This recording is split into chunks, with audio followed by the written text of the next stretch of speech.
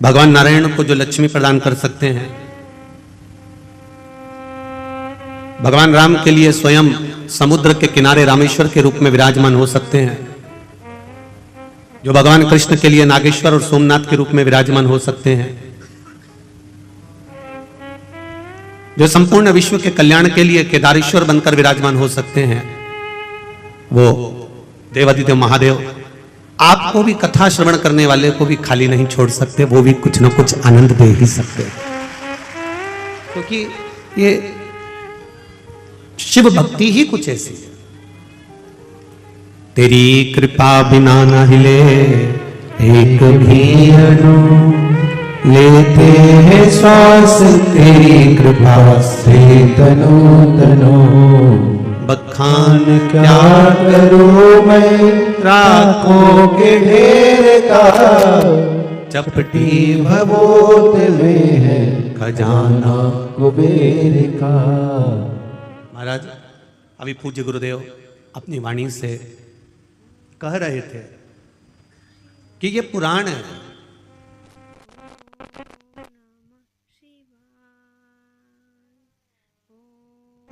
मतलब होता है पुराना लेखा जोखा, जो आज का नहीं है।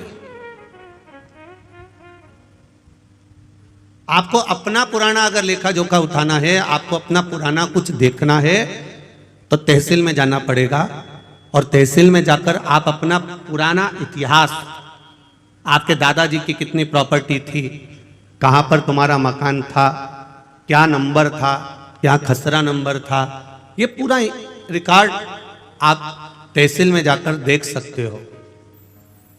तहसील में जाकर देखा जा सकता है। पर हमारे सनातन धर्म का अगर कहीं रिकॉर्ड देखना हो, हमारे सनातन धर्म की अगर आनंदता देखना हो, तो जैसे तहसील में पुराना रिकॉर्ड देखा जाता है, उसी तरह पुराणों में भी हमारा रिकॉर्ड देखा जाता है कि हमारा आनंद कहां छुपा हुआ, हमारा सुख कहां छुपा हुआ।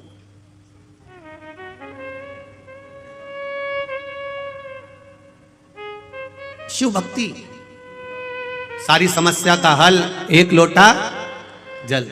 आप शंकर के द्वार जा रहे हो, शिव के द्वार पर पहुंच रहे हो, शंकर भगवान को एक लोटा जल समर्पित कर रहे हो, एक बेलपत्र अगर आप देवादिदेव महादेव को चढ़, सहजता है। मेरे देवादिदेव महादेव को तुम्हारी दौलत, तुम्हारी संपदा, तुम्हारा वैभव, तुम्हारा धन, उससे कोई मतलब नहीं। अगर दौलत से मतलब होता मेरे देवादिदेव महादेव को, तो रावण ने भगवान शंकर से कहा था, भोलेनाथ कैलाश पे रहते रहते तुम्हें बहुत समय हो गया, अब मैं तुमको लंका लेकर जाना चाहता हूं। सोने की लंका में आप रहिए, स्वर्ण की लंका में आप विराजमान रहिए, चलिए मेरे साथ, आप सोने की लंका में चलिए। भगवान जानते हैं कि ये लंका अधिपति रावण है, ये विद्वान जरूर है पर विद्यावान नहीं है।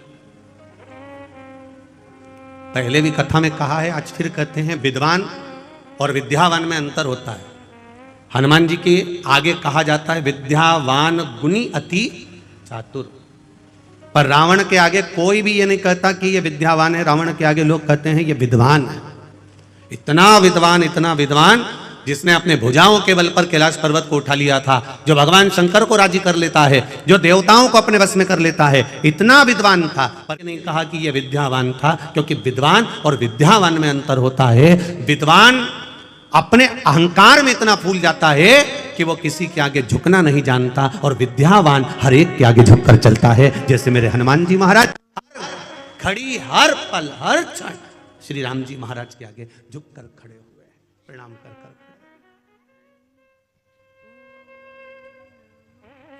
मेरे राम जी महाराज के आगे मेरे हनुमान जी महाराज हमेशा नम्र होकर झुककर खड़े हैं। क्यों? क्योंकि विद्यावान गुणी अति चातुर। विद्या, जिसके भीतर विद्या सही तरह से प्रवेश कर जाती है, जो ज्ञान पूर्ण तरह से आनंदित कर कर प्राप्त कर लेता है, वो झुकना सीख जाता है। और जो अधूरा अधूरा ज्ञान प्राप्त करता है ना, जिसको अधूरा ज्ञान प्राप्त होता है, वो अकड़ में जीता, अहंकार में जीता, अभिमत्ता में जीता। तो रावण विद्वान तो बन गया था, पर विद्यावान नहीं बन पाया। उसका अभिमान उसके सामने बार बार अड़ जाता था। और भगवान शिव जानते हैं कि रावण मुझे लंका में लेकर जा रहा है, ये इसकी अहंकारिता है, ये इसका अभिमान है, क्योंकि मैं पहले आजमा चुका हूं। एक बार देवादिदेव महादेव आनंद के साथ कैलाश पर्वत पर विराजमान थे, भगवान शिवानंद के साथ जब कैलाश पर्वत पर विराजमान थे, बड़े अलमस्त होकर बैठे हुए थे। माँ जगतजननी जगदम्बा अम्बा माता पार्वती उनके नजदीक में विराजमान बैठी हुई है।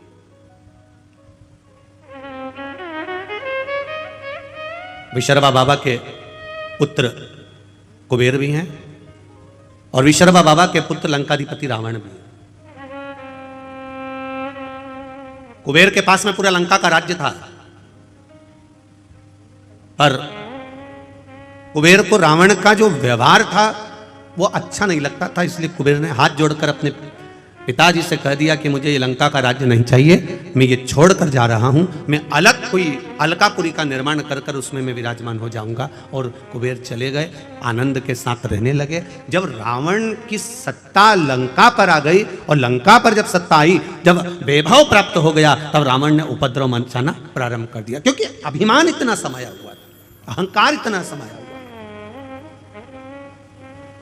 एक बात अपने जीवन में उतार कर रखिएगा,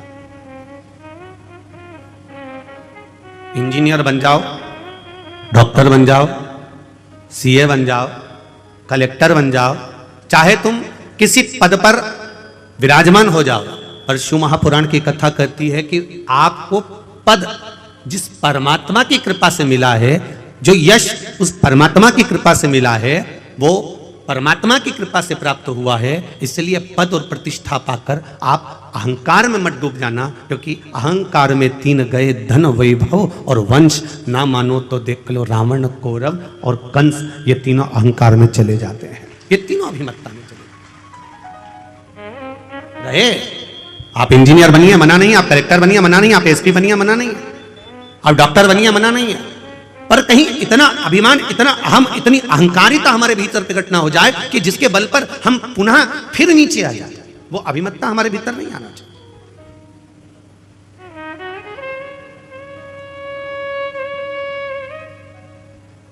और जिस दिन हमारे भीतर वो अभिमत्ता प्रकट हो जाती है, उस दिन भगवान से दूर हो जाते हैं, हम परमात्मा से दूर।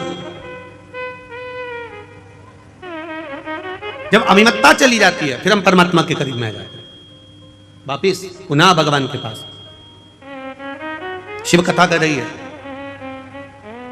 लंकाधिपति रावण को मालूम पड़ा, कुबेर जी को मालूम पड़ा कि लंकाधिपति रावण ने उपद्रव मचाया है, और ऐसा उपद्रव मचाया है कि पूरी तरफ हाहाकार मच गया। संतों को कष्ट देना, ब्राह्मणों को कष्ट देना, साधुओं को कष्ट देना, सन्यासियों को कष्ट देना, तपस्वियों को कष्ट देना, ये रावण ने देवताओं को कष्ट देना प्रारंभ कर दिया। तब कुबेर को मालूम पड़ा, तो कुबेर ये विचार करे मैं अपने भाई को समझाऊं तो मैं ना जाऊं, किसी दूसरे को भेज दिया।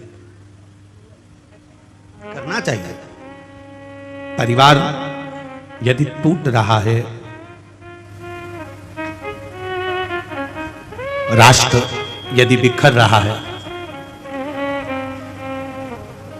अभी परम पूज्य गुरुदेव ने कहा कि राष्ट्र को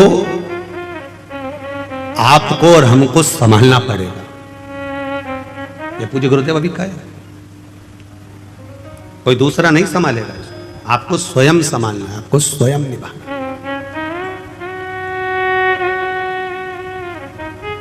संत हो, सदगुरु हो, तपस्वी हो, ब्राह्मण हो, सन्यासी हो, साधक हो, उपासक हो, वो संभाल लेते हैं। कुबेर ने लगा मन में कि ये मेरा भाई गड़बड़ कर रहा है, तो कुबेर ने तुरंत उसी समय पर अपने दूतों को भेजा और जाकर कहा कि रावण को समझा कर आओ कि ये क्या कर रहे हो। तुम इतने विद्वान होने के बाद में, इतनी विद्वत्ता तुम्हारे भीतर होने के बाद में, तुमने ये क्या करना चालू कर दिया? कहीं किसी को कष्ट दे रहे हो, किसी की अग्नि को समाप्त कर रहे हो, कहीं किसी को कष्ट प्रदान कर रहे हो, ये क्या कर क्या रहे हो? विद्वान से विद्वान, बड़े प्रबल विद्वानों को, जो रावण से भी विद्वान थे, उनको भेजा गया लंका में। और लंका में जब भेजा गया, लंका में जब पहुंचे और वो लंका पहुंचकर रावण को ज्ञानोपदेश देने लगे। अब जो बहुत कंजरी वालों, थोड़ा ध्यान लगा कर सुनना, और जितने भी कंजरी की दीदी उन बैठी है ना, सब जरा ध्यान लगाइएगा। जितनी भी जीजियां बैठी और जितने जीजा उन बैठे, वो भी थोड़ा ध्यान लगाइएगा कि ज्ञानी को समझाया जा सकता है, अज्ञानी को समझाया जा सकता है, पर अभिमानी को कभी नहीं समझाया जा सकता, ये निश्चित है। अब कोई ज्ञानवान है तो उसको समझा सकते हो, कोई अच्छा ज्ञानी व्यक्ति है, पढ़ा लिखा है, समझदार है, उसको समझाओगे। ये मत करना, आगे से ऐसा ना करिएगा, ऐसा ना करिएगा, तो वो समझ जाएगा। कोई अज्ञानी है, एक बार नहीं समझेगा, 2 बार में समझेगा। अज्ञानी है तो वो मुंह भी नहीं चलाएगा। आओ, इन्हें कह दिया मेरे को नहीं करना, नहीं करना तो उठ के चला गया। अज्ञानी है, उसमें अज्ञानता है, वो नहीं समझ सकता। अब ज्ञानी को समझा लोगे, अज्ञानी को समझा लोगे, पर जिसके भीतर अभिमान भरा हुआ है, बताओ कल का छोरा हमको समझाएगा, बताओ कल की बहू आई ये मुझे ज्ञान देगी। कई कई सास उनके देती है कल की आई है और मुझे बदलना चाहती है, कल की आई। मतलब इसके भीतर ये अभिमान भरा हुआ है, अहंकार भरा हुआ है, और ये अभिमान जब तक भरा हुआ है तब तक ये सुधर नहीं सकता। इसलिए ज्ञानी को समझाया जा सकता है, अज्ञानी को समझाया जा सकता है, पर जिसके भीतर अभिमान भरा है उसको समझा सकोगे क्या? तो जम के जरा समझा पाओगे? नहीं समझा सकते। आप कितना ही प्रयास करें समझा नहीं समझ। सास कह रही है गुड़ को गर्म कर, उसमें तिल्ली भूंज के डाल दे, लड्डू बन जाएगा। पर बहू नहीं, मैं तो गुड़ को फोड़ूंगी, उसमें कच्ची तिल्ली बिना सीखी डाल दूंगी और ऐसे ऐसे गोल गोल करके लड्डू बना दूंगी। हो गई संक्रांति, लड्डू तैयार। अब सास कह रही है कि थोड़ा सेक ले, थोड़ा गुड़ को गर्म कर ले और तिल्ली को सेक कर लड्डू बनाएगी तो अच्छा बनेगा। अब उसको तो भीतर इतना अभिमान भरा था, मैं तो सीख के आई हूं, मुझे तो सब मालूम है, और बैठी 4 घंटे तक वो रेसिपी बुक लेके, और रेसिपी बुक में जैसा जैसा लिखा था। और ऐसा जरूरी नहीं है कि कभी कभी रेसिपी बुक भी गड़बड़ कर जाती है। एक नई नवेली बहू आई और सास ने उसको कह दिया बेटा मेरा मन कर रहा है, मेरा मन कर रहा है, तो एक काम कर थोड़ी सी आइसक्रीम बना ले, मेरा मन कर रहा। बहू ने कहा मम्मी तुम भी क्या आइसक्रीम खाना? अब भी बनाती हूँ। उसने तुरंत अटैची में से रेसिपी बुक निकाली, 2 किलो दूध धीमी आंच पे रखो, गैस चालू करो, फिर धीरे धीरे उसको हिलाओ। अब वो हिलाते हिलाते उसमें बेकिंग पाउडर डालो, और क्या क्या डलता है तुम्हें मालूम होगा, इलायची का पाउडर डालो, फिर धीरे धीरे उसका पूरा रेसिपी बुक तैयार करें। अब बुक वो तैयार करा, और तैयार करने के बाद में फिर उसने पढ़ा 1 घंटा फ्रिज में रखो। अब ये गई और करी आई जो जो जैसा जैसा लिखा था। 2 घंटे के बाद सास ने फ्रिज खोला, और फ्रिज खोला तो बहू को आवाज लगाया, बेटा ओ बेटा, बहू हाँ मां इधर आ, ये मंदिर का घंटा फ्रिज के अंदर किसने रखा? बहू तुरंत पल्लू लेके बोली मां मैंने रखा है। क्यों? बुक में लिखा था 1 घंटा फ्रिज में रखो, इसमें लिखा 1 घंटा फ्रिज। सास ने बुक को लिया और माथा से ठोका, अरे ओ पगली, वो बुक में लिखा था जो तूने घोल बनाया था उसको 1 घंटा फ्रिज में रखना था, तू मंदिर का घंटा लाके फ्रिज में रख दिया। अब बताओ वो आइसक्रीम तैयार हो, वो आइसक्रीम बनेगा। तो ज्ञानी को समझा सकते हो, बोलो बोलो आगे बोलो, अज्ञानी को समझा सकते हो, पर बहुत बढ़िया एकदम तन्न होकर अब अभिमानी को नहीं समझा सकते कि साहब ये रेसिपी ऐसी बनेगी। तुम समझा, उसको समझाना मुझको।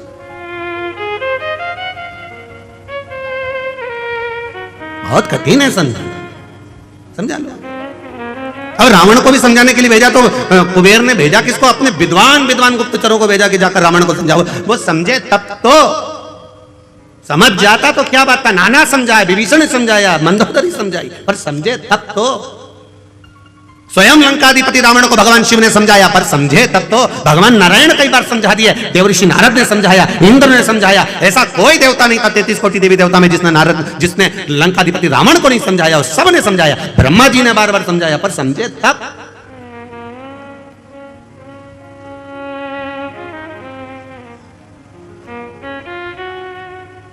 समझ में तो आए इसको। अब कुबेर जी ने भेज दिए अपने साथियों को और सारे गुप्तचरों को बोला, और बोलकर कहा जाकर मेरे भाई को समझाना, ज्ञान लेना, समझाना, मेरे को मालूम है वो रावण समझ जाएगा। जिसमें से एक बहुत विद्वान गुप्तचर था, उस गुप्तचर ने तुरंत कुबेर जी को कह दिया, आप कह रहे हो आपका भाई है, समझ जाएगा, मैं जानता हूं समझ जाएगा, तो उसमें से एक गुप्तचर बोला, हम भी आपके घर का अन्न खाए हैं, हमें मालूम है वो नहीं समझ पाएगा। कुबेर जी ने कहा ऐसा नहीं हो सकता, तुम जाओ समझाओ उसको, ज्ञान दो। ठीक है, चले जाते। बहुत मिलेंगे आपको भी। अभी अभी कंजरी में तुम कथा चालू हुई, आज तो पहला दिन है। कई लोग कहेंगे क्या होता है शिव महापुराण की कथा सुनने से, क्या होता है शिव पुराण में जाने से, बहुत ज्ञान देंगे। क्या होता है शंकर जी को एक लोटा जल चढ़ाने से, क्या होता है बेलपत्री चढ़ाने से, क्या होता है राम नाम बोलने से, क्या होता है कृष्ण नाम बोलने से, क्या होता है शिव नाम बोलने से, क्या होता है श्री शिवाय नमस्तुभ्यम बोलने से, क्या होता है नमः शिवाय बोलने से, क्या होता है ओम नमः शिवाय बोलने से। कहीं कहीं बोलेंगे, कहे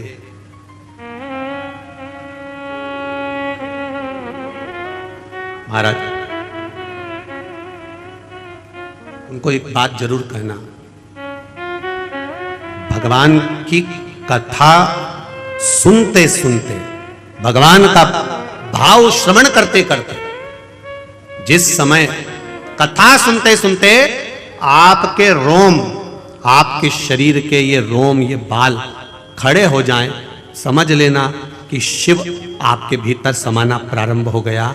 अगर कथा सुनते सुनते आपके रोम उमंग से भर जाएं, कथा सुनते सुनते आपके ये बाल, आपके ये रोम खड़े हो जाएं, तो समझ लेना कि तुम्हारी दुख की घड़ी में शिव खड़ा होना प्रारंभ हो गया। ये कथा तत्व है, ये रस तत्व है, ये कोई सहजता नहीं। भक्ति का बल बढ़े, भक्ति का आनंद बढ़े, भाव बढ़े, तो परमात्मा हमारे साथ खड़ा हुआ है। मैंने तेरे ही भरोसे, ओ बाबा तेरे ही भरोसे, हवा विच उड़ती जावांगे, बाबा डोर हटो छठी ना मैं कटी जाऊंगी, भोले मैं तेरी पतंग, शंभो मैं तेरी पतंग, हवा विच उड़ती जाऊंगी, बाबा डोर तो छठी ना मैं कटी जाऊंगी। समझाया उसको जाए जिसके भीतर अभिमान ना। ज्ञानी होगा समझ जाएगा, ज्ञानी होगा आज नहीं समझा कल समझ जाएगा, पर अभिमानी होगा इसको कितना भी समझाया जाए ये कभी नहीं समझ सकता। कंजरी वालों पर कितनी कृपा राघव जी की हुई है, कितनी कृपा राम जी की हुई है। माघ महीना, गुप्त नवरात्रे और मां जगत जननी पावागढ़ वाली की कृपा की टेकरी के नीचे ये शिव महापुराण की कथा। विचार करिए जरा। और आने वाले भक्तों को कितनी कृपा मां जगत जननी पावागढ़ वाली मां भद्रकाली ने कृपा करी होगी, जरा विचार करना कि उसने कंजरी में कथी। आदरणीय गुरु महाराज हमको नहीं मालूम था कि ये गुप्त नवरात्रि में कथा, ये तो मां की कृपा थी और स्मरण में आया कि गुप्त नवरात्रि में शिव महापुराण की कथा, वो भी पावागढ़ वाली माता के इस चरणारविंद में हो रही। कितना दुगना तिगना लाभ, संतों का दर्शन हो रहा है, राम जी का आनंद प्रसाद, महाप्रसाद भी रखा। जो आए हुए भक्त हैं, जो रुकने वाले भक्त हैं, उनके लिए जो महाप्रसाद की व्यवस्था रखी। हमने पूज्य गुरुदेव जी से पूछा, संत जी से पूछा कि यहाँ पंडाल के आसपास भोजन भंडारा कहाँ रखा आपने? तो महाराज जी बोले, गुरु जी वो भोजन भंडारा तो राम जी के चरणों में रखा है, राम जी के चरणों। मतलब भोजन बनाने वाला भी हलवाई नहीं है, भोजन बनाने वाला भी कोई दूसरा नहीं है। सीता जी रसोई बना रही है, राम जी खुद खड़े होकर बनवा रहे हैं। जरा विचार करिए, कथा कितनी, अभी तक के समय में जितनी कथा हुई है उस कथा में ये कुछ हटकर ही है।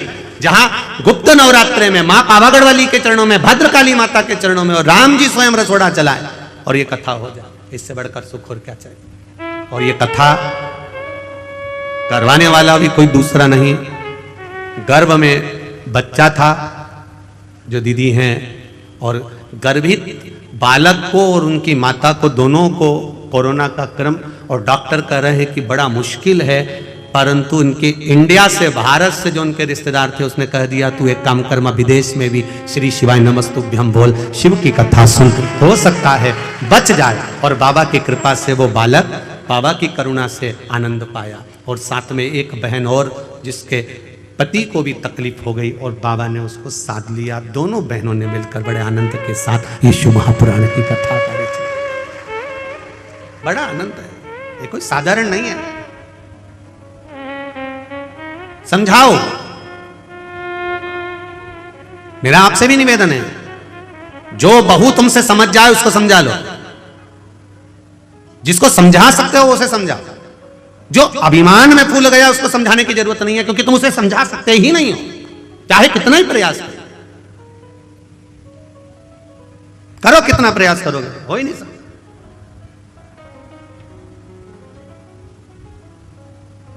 और जितना ये ज्ञान भी जितना जिसके भाग्य में होता है ना, उतना ही उसको प्राप्त होता है। जितना जिसके भाग्य में होता है उतना ही उसको